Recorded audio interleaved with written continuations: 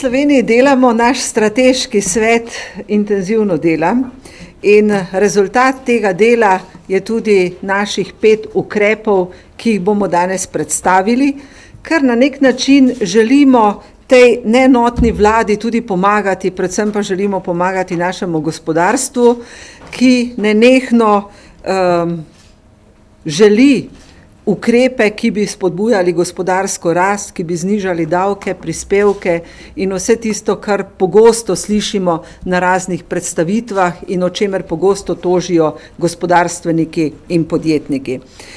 Kot veste, je Nova Slovenija pripravila najboljši gospodarski program, kjer smo poudarili, da želimo nižje davke, enostavne postopke in pa odprto gospodarstvo. Ker nismo v vladi, ne moremo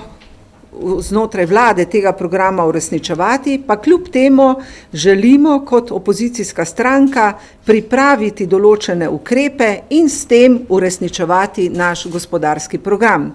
Seveda pri tem pričakujemo, da bodo ti ukrepi tudi v parlamentu sprejeti, zato bomo naredili širšo akcijo. Najprej bomo naše ukrepe predstavili znotraj stranke, predstavili smo jih že v našem gospodarskem klubu, na svetu stranke, potem bomo s temi akcijami nadaljevali. Predvsem pa želimo, da bi svoje povedali gospodarstveniki, sindikati, zainteresirana javnost, da naredimo neko širšo razpravo o tem in potem tudi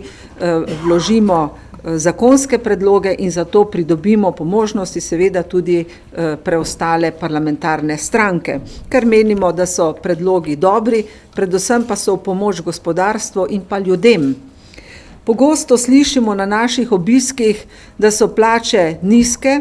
da so v Sloveniji preveliki prispevki in mi želimo na nek način izboljšati tudi to razmerje med neto in bruto plačo, potem želimo, da bi bili boljši